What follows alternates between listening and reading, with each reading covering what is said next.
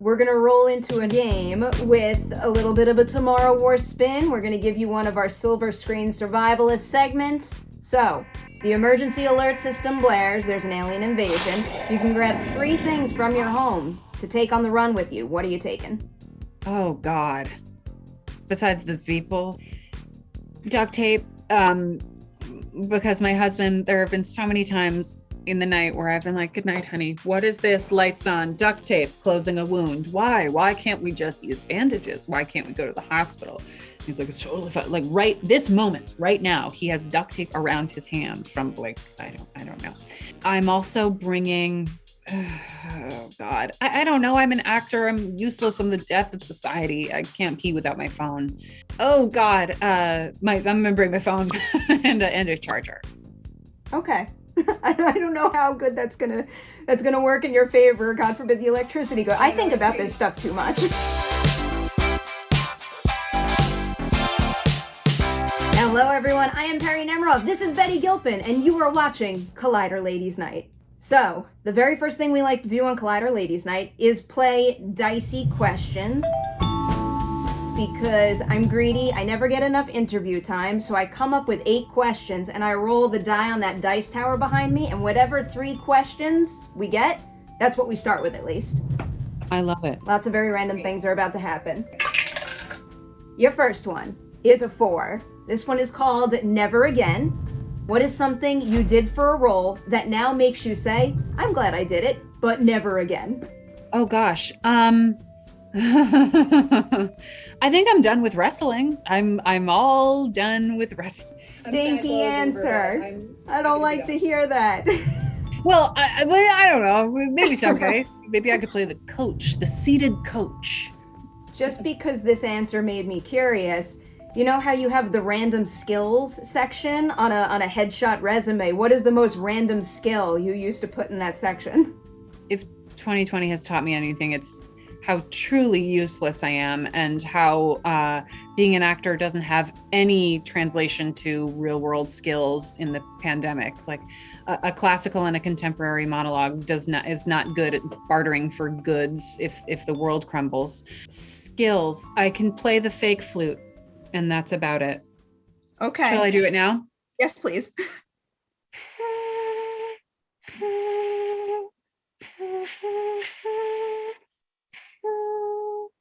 That's all we have time for.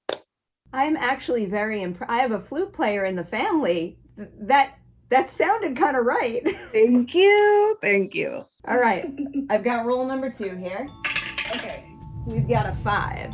Number 5 is, we're calling it More TV, Please.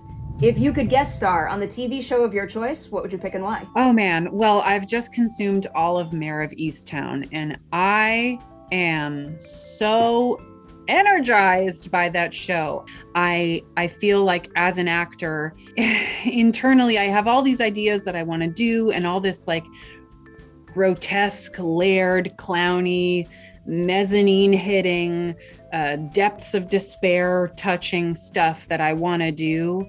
I'm wondering if one of 2 things is going to happen. If I age out of the Barbie contoury stuff, if then they'll be like, thanks for playing, goodbye. Or if I will break out of that, the Barbie shell stuff when my tits are in my shoes and more lines are on my face. And then I can finally be the grotesque id person that I want to on camera. And sometimes I feel confident about that. And sometimes I'm like, oh, I don't know if society is ready to let women be as grotesque and layered and dark as the men are allowed to. And then I watch something like Mare of Easttown, and the performances, they're not having to check any Barbie boxes. They are just pure id and just the darkest, most layered, not performative versions of themselves. And I was just so excited to watch it.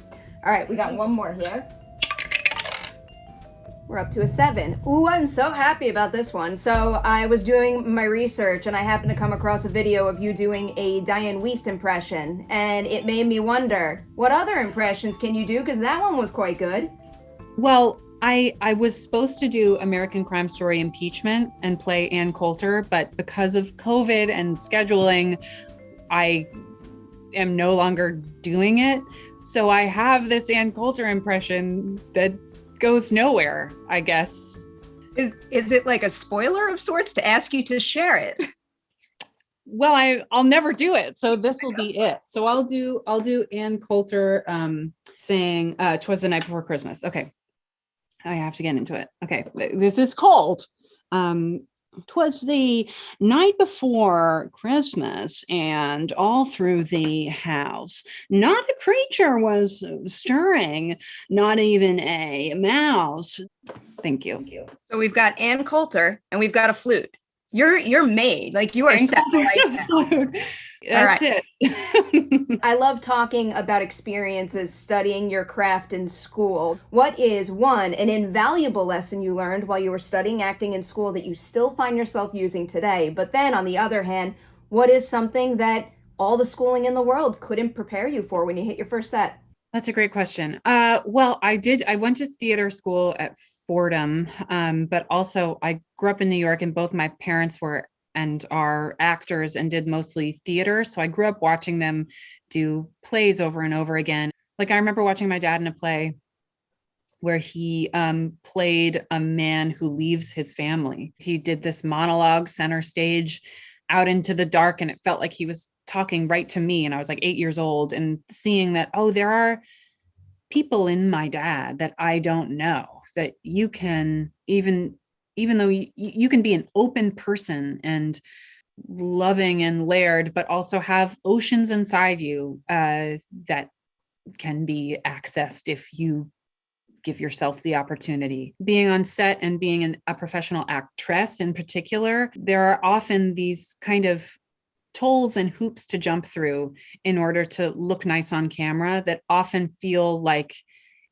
it makes it harder to access those things.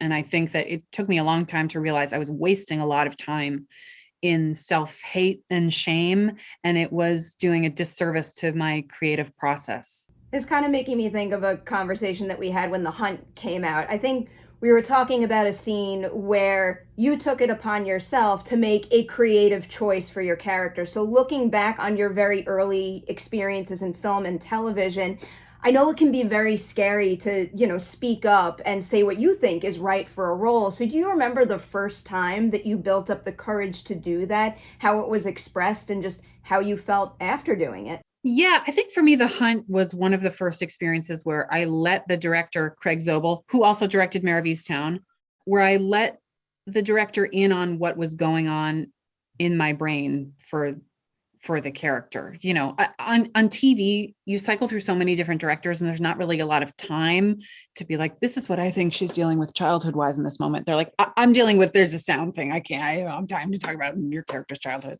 Starting out in plays, there was nothing but time to talk about who the person was. I think it more had to do with me mowing down the checkpoints in my own brain of like, oh, don't do that. Oh, that's too weird. Oh, don't try that. They're going to get mad if you do that. And I think the second I kind of just got too tired to keep second guessing myself was when I think my work got a little better. What is the key? Because I imagine you have that moment where you see something in your work and that checklist kind of fades away. It's hard to, I do want to stop second guessing myself and stopping myself, but it's also that second guessing and stopping myself and sidelining myself that gave me the window into being a creative. I, as a kid and in high school, was really a sidelines person, and sort of was always sort of the like the beta next to the alpha person. And I feel like me as an actor, it's a presentation of those field notes. I don't want all the beta sideline parts of me to go away, because I feel like it's also a superpower. It's also the thing that makes me creative. So I don't know. It's about finding the balance, I guess. Is there anything you observed from one of those number ones or an alpha that then came in handy and you knew you wanted to bring to a set like Glow? Yeah. Well, I mean, honestly, watching, Brie was number one on our call sheet, and I learned so much from her. She's just the perfect energy on a set. I think I also hide behind the I'm a beta thing, because I think I associate in my head, alphas mean you stop listening and you don't take care of people and you are up your own ass. And that's just not true. And you're unlikable. And, Brie could not be more loving and caring and a listener and supportive and an ensemble member. Allie is an alpha and she was the boss. And I had never seen somebody take such good care of the people around her while also being a boss. I think that bravery and belief in self can be contagious, and it was definitely contagious from Alison.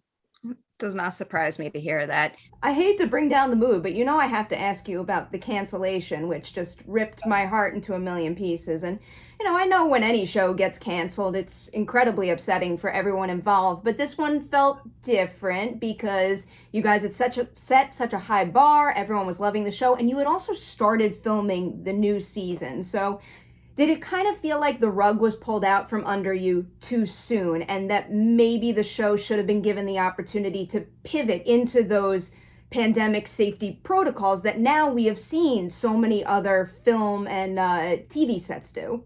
Oh, man. I mean, I was really sad, but also pandemic wise, I had a couple disappointments career-wise that in the global scheme of things don't matter at all. When an actress cries in a forest, does anyone hear? I think if all this had happened when I was 19 and just starting out, I would have been so devastated. But I think I learned the lesson early that feeling like your soul is doing what it's supposed to and like coming out into a room for 1 second and being recognized by someone else's soul is such a different thing than societal success. And it can be confused. It's very easy to confuse the hit that validation feels like, or public validation, especially when so much of being an actor is rejection and no and trying. So when the world says, hey, we see you and we're clapping, you're like, oh, that's my childhood dream. But it's not. Your childhood dream has way more to do with your soul just being recognized for a millisecond and then it goes away. And I think even though we got canceled, it's like, yeah, we still did it though. The Tomorrow War.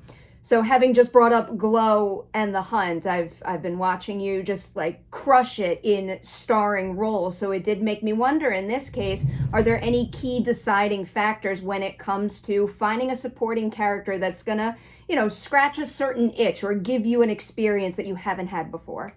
I was excited to stunt-wise take a break. It was a wonderful shift of reality to have my male scene partner be the one who's eating like cubes of salmon and stretching for his throwing himself down the stairs scene the next day. And I was like, 4 bagels, please, and a big sweater and a chair. How about working with Chris McKay? Is there anything unique about his style of directing a live action movie that you suspect might have come from his animation background? What's so interesting is that his style is so wanting to make everything seem very real. We did a ton of different takes. I was so interested to see what would end up in the movie, because we did super dramatic stuff where we were screaming at each other and then super comedic light stuff. It really kind of felt like a little acting camp. And in my head, the movie was just about like a married couple in a nice suburban home. And then I'd overhear the crew talking about, yesterday we crashed a helicopter into a swimming pool. I'd be like, oh, I guess it's not an indie about a marriage. I guess it's about aliens. We are at the very end of Ladies' Night. Name one person who you think is changing this industry for the better. I feel like there's a crop of actresses who are like 10 years younger than me, who are just there. We've got some contenders right now, Oscar-wise. Anya Taylor-Joy, Florence Pugh, Jodie Comer, basically the whole cast of Little Women, who are just raising the bar in terms of I don't know, layers to hit and gravitas. And it's just so exciting to me. I feel like I wasted a lot of my early career being like playing these roles. And I think they're just skipping that stuff. And it makes me have hope for the future. All right, Betty, I have to let you go. Huge thank you for hanging out with us on Ladies Night. To everybody out there, do keep an eye out for the Tomorrow War. It is streaming right now. You can watch it right now on Amazon. Check it out, and we'll see you soon with more Ladies Night.